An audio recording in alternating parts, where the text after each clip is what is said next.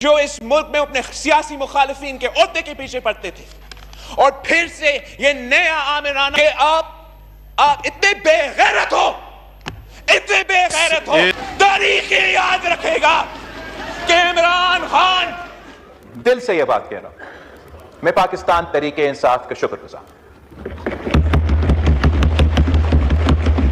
ہم آپ کی سیاسی مشکلات کا احساس کرتے ہیں، جتنا آپ کی بس میں سیاسی سپیس تھا، جتنا آپ کے پاس وہ سپیس اویلیبل تھا اس پروسیس کا حصہ بننے کا، اپوزیشن بینچز پہ بیٹھے ہوئے ہو کہ جہاں ہمارا سیاسی اختلافات ہو سکتے ہیں، نظریاتی اختلافات ہو سکتے ہیں کہ کسی ایک قیدی کو آپ نے رہا کروانا ہے۔ السلام علیکم۔ آرمی چیف نے صدر پاکستان کا حلف کیا اٹھایا؟ بلاول بھٹو کی آرمی چیف کی موجودگی میں نظام کے خلاف بغاوت۔ عمران خان سچ کہتا تھا کہ یہ لوگ تمہیں دھوکہ دیں گے، ان لوگوں نے ذوالفقار علی بھٹو کو پھانسی لگایا، آج تم عمران خان کے خلاف سازش کر رہے ہو، میں اس سازش میں آپ لوگوں کا ساتھ نہیں دے سکتا۔ پی ٹی آئی کے ساتھ مل کر عمران خان کو رہا کرانے کی تحریک شروع کریں گے۔ میں نے فارم 47 والوں کا ساتھ دیکھ کر جرم کیا اور پوری قوم اور عمران خان سے معافی مانگتا ہوں۔ مجھے پتا ہوتا کہ میرے باپ کو صدارت سے ہٹایا جائے گا تو میں اس نظام کا حصہ کبھی نہ بنتا۔ بلاول بھٹو نے آج سب کو ننگا کر کے رکھ دیا۔ آئیے ناظرین، پہلے یہ زبردست اور سنسنی خیز ویڈیو دیکھتے ہیں، پھر اس پر بات کریں گے۔ چینل کو سبسکرائب لازمی کر لیں اور بیل آئیکن کو بھی پریس کر لیں۔ آپ کی محبت اور پیار کا شکر۔ ملک میں اپنے سیاسی مخالفین کے عہدے کے پیچھے پڑتے تھے، اور پھر سے یہ نیا آمرانہ نیا پاکستان میں ہم پہلے دفعہ یہ دیکھ رہے ہیں کہ آپ اتنے بے غیرت ہو، اتنے بے غیرت ہو، تاریخ یاد رکھے گا کہ عمران خان جو کہ انصاف کا بات کرتا تھا، اور میں دل سے یہ بات کہہ رہا ہوں، میں پاکستان تحریک انصاف کا شکر گزار ہوں۔ ہم آپ کی سیاسی مشکلات کا احساس کرتے ہیں، جتنا آپ کی بس میں سیاسی سپیس تھا، جتنا آپ کے پاس وہ سپیس اویلیبل تھا اس پروسیس کا حصہ بننے کا، اتنا آپ اس پروسیس کے حصے تھے۔ یا وہ اپوزیشن بینچز پہ بیٹھے ہوئے ہو کہ جہاں ہمارا سیاسی اختلافات ہو سکتے ہیں، نظریاتی اختلافات ہو سکتے ہیں، جہاں تک اس ملک کی سلامتی کی بات ہے، جہاں تک اس ملک کے دشمن اور مخالفوں کی بات ہے، اور جہاں تک ان دہشت گردوں اور ان درندوں کے مقابلے کرنے کی بات ہے، تو نہ صرف اس پورا ہاؤس کو ایک ہونا چاہیے، مگر اس پورا ملک کو ایک ہو کے ان کا مقابلہ کرنا پڑے گا۔ اور انشاءاللہ تعالی جناب اسپیکر، کہ ایک بار پھر تو دہشت گرد اپنے سر تو اٹھا رہے ہیں، مگر شکر الحمدللہ پاکستان نے پہلے بھی ان دہشت گردوں کو شکست دلوائے۔ پاکستان کے افواج نے، پاکستان کے سیاستدانوں نے، پاکستان کی سول سوسائٹی نے اور پاکستان کے عوام نے انہی دہشت گردوں کا مقابلہ کر کے شکست دلوایا، اور ہم نے پاکستان کے سرزمین پہ وہ کام کر دیا جو تمام نیٹو فورسز اور پوری دنیا ایک ہو کے افغانستان میں نہیں کر سکے۔ ہم نے، پاکستان کے عوام نے قربانیاں دے کے، شہادتیں قبول کر کے ان دہشت گردوں کو پہلے بھی شکست دلوائے، اور انشاءاللہ تعالی ایک بار پھر ہم ان کو شکست دلوائے۔ سال پہلے 26 امینڈمنٹ پاس ہوا، اور اس 26 امینڈمنٹ میں میرا اور پاکستان پیپلز پارٹی کا مولانا فضل الرحمان صاحب سے انگیج کر دیا تھا، اور مولانا فضل الرحمان صاحب نے پی ٹی آئی کے ساتھ، ایس آئی سی کے ممبرز کے ساتھ، باقی ہمارے اپوزیشن بینچز پہ بیٹھے ہوئے جو دوست، ان کے ساتھ انگیج کر کے ایک کنسنسس بنایا۔ اور میں آن دا ریکارڈ اس بات کو دہرانا چاہوں گا کہ جب کانسٹیٹیوشنل بینچز بنے صرف مولانا فضل الرحمان صاحب بھی ساتھ تھا مگر ووٹ دیے بغیر پاکستان تحریک انصاف بھی ساتھ تھے. پاکستان تحریک انصاف کے اعتراضات کے بعد پچھلی دفعہ ہم نے آئینی عدالت کے بجائے آئینی بینچ بنایا. تحریک انصاف کے اعتراضات کے بعد پچھلے دفعہ ہم نے موجودہ جو اس وقت کا چیف جسٹس بیٹھا تھا اس کو نیا کانسٹیٹیوشنل کورٹ کا سربراہ وہ نہیں بن سکا. یہ تمام ان پٹ پی ٹی آئی وایا مولانا فضل الرحمان صاحب اس امینڈمنٹ میں موجود تھا. یہاں تک کہ جب مولانا فضل الرحمان صاحب اس 26th امینڈمنٹ پہ ووٹ دینے جا رہا تھا اس نے پی ٹی آئی سے اجازت مانگا کہ اگر آپ اجازت دیتے ہو تو پھر میں اس پہ ووٹ ڈالنے جاؤں, آپ اگر منع کرتے ہو تو میں ابھی بھی ووٹ نہیں ڈالوں گا. انہوں نے ہم سب کے سامنے مولانا صاحب کو اجازت دیا اور آئینی ترمیم 26th امینڈمنٹ ہو گیا تھا, مکمل ہوا. ہم نے وہ اس مرحلہ سے گزرا. آج ہم جس آئینی ترمیم پہ بات کر رہے ہیں وہ 27th امینڈمنٹ ہے. اس میں ہم نے جو تبدیلیاں 26th امینڈمنٹ میں لے کر آئے تھے وہ جو چارٹر آف ڈیموکریسی کے نامکمل وعدے تھے وہ ہم مکمل کرنے جا رہے ہیں. کانسٹیٹیوشنل کورٹ بنانے جا رہے ہیں اور ساتھ ساتھ جو آرٹیکل 243 میں جو بھارت کو شکست دلوانے کے بعد وزیر اعظم صاحب نے یہ فیصلہ کیا کہ وہ ہمارا آرمی چیف آف اسٹاف کو فیلڈ مارشل بنائیں گے. ہم نہ صرف اس فیلڈ مارشل کی رینک کو عہدہ کو آئینی تحفظ دلوا رہے ہیں مگر جو ڈیفنس کی ہمارا آئین میں جو ڈیفنس کے انسٹیٹیوشنز میں ادارے ہیں ان کے بارے میں کچھ ترمیم لے کر آ رہے ہیں. پاکستان پیپلز پارٹی اور میں یہ سمجھتا ہوں کہ کسی امینڈمنٹ کا اصل اسٹرینتھ, کسی لیجسلیشن کا اصل اسٹرینتھ یہ نہیں ہوتا کہ وہ کتنا بھاری اکثریت سے آپ وہ آئین سازی یا لیجسلیشن میں ترمیم لے کر آتے ہو.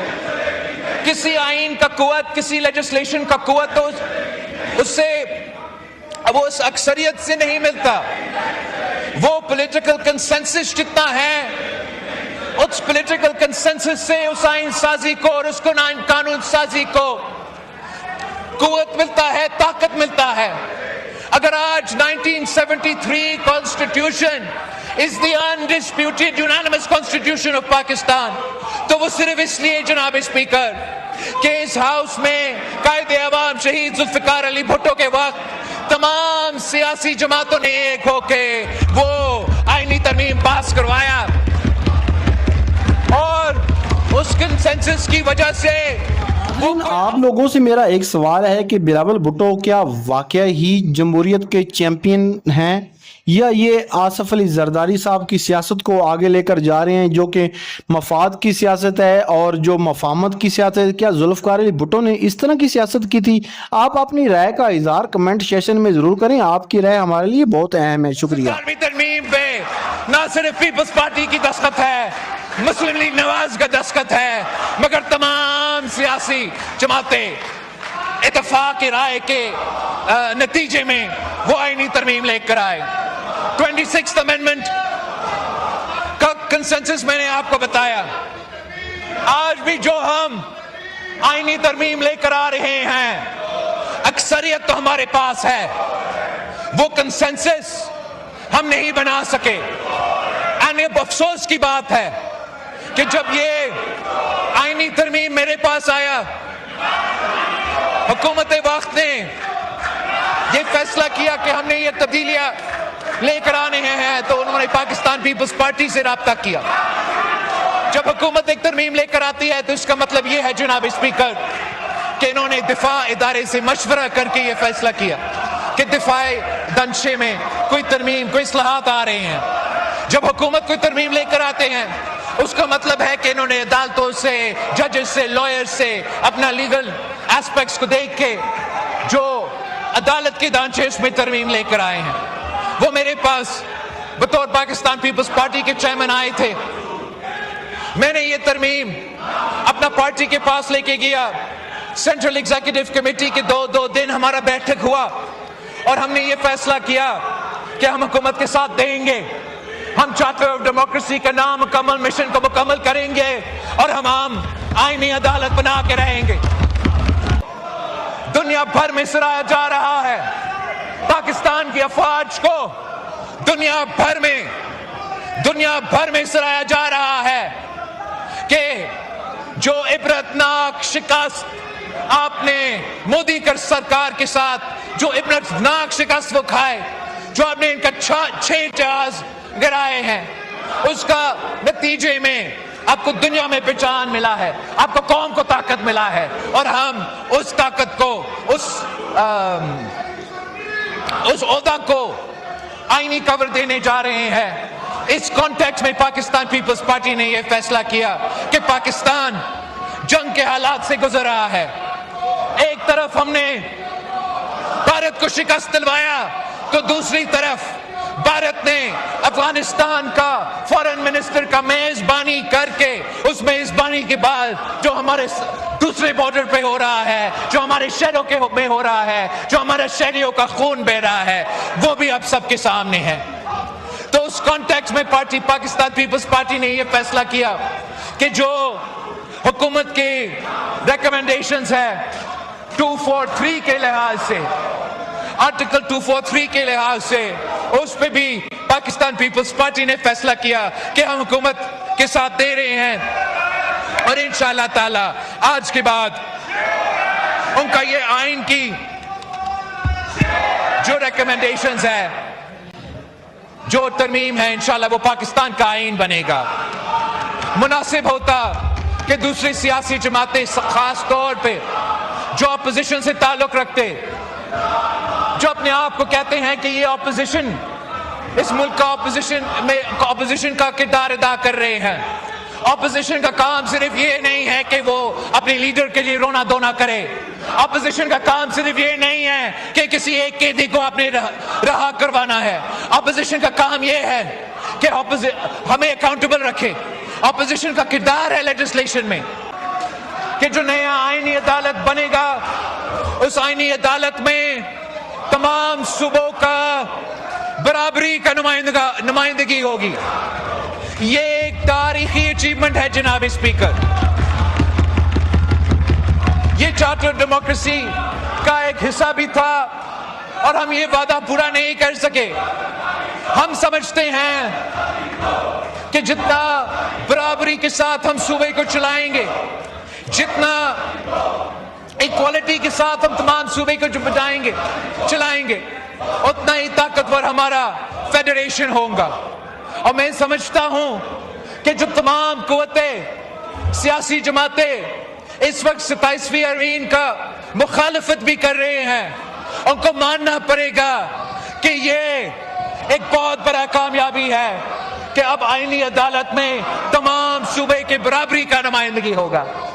جناب اسپیکر، جب قائد عوام شہید ذوالفقار علی بھٹو کو تخت دار پہ چڑھایا گیا، ان عدالتوں نے عدالتی قتل کیا تھا، تو اس وقت اس بینچ پہ برابر کا نمائندگی نہیں تھا اور اس ملک میں پاکستان میں ایک بہت برا امپریشن گیا جس کی فیصلے کے نتیجے میں ہمارے وفاق کی بنیادیں ہل گئے تھے کہ ایک لڑکانوں کا وزیر اعظم کو سزائے موت کا سزا سنایا گیا اور اس سزا میں جو تمام صوبے کی نمائندگی تھی، کسی ایک صوبہ کا اکثریت تھا اور اس ना सिर्फ वो फैसला गलत था, ना सिर्फ उस फैसले को हम कंडेम कर सकते थे, मगर जो उनका असरात वफाक पे थे हम आज तक भुगत रहे हैं।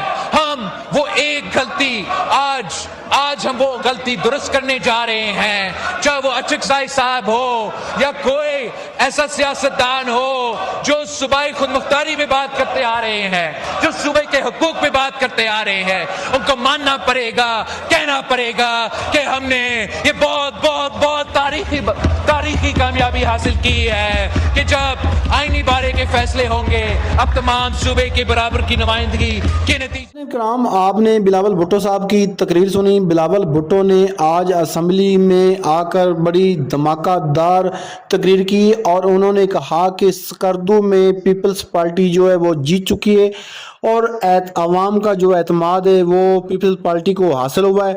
आपको नाज़रीन ये पता होगा कि स्कर्दू में वही जमातें जीती हैं कि आज़ाद कश्मीर में या स्कर्दू में जो कि हुकूमत में होती हैं, क्योंकि स्कर्दू वाले या आज़ाद कश्मीर वाले ये कभी भी अफोर्ड नहीं कर सकते कि वो किसी ऐसी जमात को वोट दें जो कि उनके वो मसाइल हल ना कर सके। मगर फिर भी पीटीआई को वोट मिला। अभी तक भी 4 सीटों का रिजल्ट आना बाकी है और देखते हैं, क्योंकि उस पे आपको पता है पीटीआई जो है वो विन कर चुकी है। मगर नाजरीन आपको पता है कि फॉर्म 45 में रिजल्ट और होता है और फॉर्म 47 पे रिजल्ट और होता है। आज भी जो पाकिस्तान में निज़ाम चल रहा है वो फॉर्म 47 का निज़ाम चल रहा है और फॉर्म 47 जो है वो इलेक्शन कमीशन जारी करता है और फॉर्म 45 वो होता है जो पोलिंग स्टेशन से मिलता है। मगर पाकिस्तान में नाजरीन बदकिस्मती से कहना पड़ता है कि आज तक किसी भी वोट का एहतराम नहीं हुआ, किसी भी वोटर का एहतराम नहीं हुआ। पाकिस्तान की अवाम वोट किसी और को देती है, हुकूमत किसी और की बन जाती है। ये कब तक खेल तमाशा बनता रहेगा? कब तक पाकिस्तानी जो हैं इन माफिया के हाथों जो है शिकस्त खाते रहेंगे? नाजरीन पाकिस्तान जमहूरियत के लिए बना था और पाकिस्तान में मजबूत जमहूरियत कायदे आज़म का ख्वाब था। आज हमारे सियासतदानों ने उस जमहूरियत का गला कमा किया है और उस जमहूरियत का गला घोटा है। इन्होंने 27वीं आईनी तरमीम के ज़रिए, इन्होंने 26वीं आईनी तरमीम के ज़रिए और अब नाज़रीन आपको पता है कि 28वीं तरमीम भी लाने की कोशिश की जा रही है। और 28वीं तरमीम में पीपल्स पार्टी जो है वो पंजाब को तो तकसीम करना चाहती है मगर वो सिंध में नए सूबे नहीं बनाना चाहती। आपको पता है अगर सिंध में नया सूबा बनेगा तो कराची में इनका सफाया हो जाएगा। कराची की जो 8-9 सीटें हैं वो पीपल्स पार्टी को कभी भी नहीं मिल सकती और ना ही ये कराची में ये हुकूमत बना सकते हैं। आसफ अली जरदारी साहब जो हैं इन्होंने जुल्फ़िकार अली भुट्टो की सियासत को दफन किया। आसफ अली जरदारी ने हमेशा मफाद की सियासत की और मफाहमत की सियासत की। आसफ अली जरदारी को मफाहमत का बादशाह कहा जाता है और इनका जो बेटा है बिलावल भुट्टो वो भी इन्हीं के नक्शे कदम पर चल रहा है। आपको पता है कि किसी भी सियासी जमात को सियासी इंतकाम का निशाना बनाना नहायत ही गलत और अफसोसनाक है, चाहे वो इमरान खान हो या वो मरियम नवाज या वो बिलावल भुट्टो या आसवा भुट्टो, कोई भी हो, किसी को भी सियासी इंतकाम का निशाना नहीं बनाना चाहिए। नाज़रीन अब भी हमारा मुल्क कर्जे पर चल रहा है और कर्जा हम कब तक लेते रहेंगे और कब तक हम अपना मुल्क भीख पर चलाते रहेंगे। दुआएं नाज़रीन कि अल्लाह ताला पाकिस्तान को एक ऐसा लीडर दे जो दुनिया में पाकिस्तान का नाम रोशन करे। अगर आपको ये वीडियो अच्छी लगी तो वीडियो को लाइक कर दें, चैनल को सब्सक्राइब कर लें और बेल आइकन को प्रेस कर लें। आपकी मोहब्बत और प्यार का शुक्रगुजार हूँ।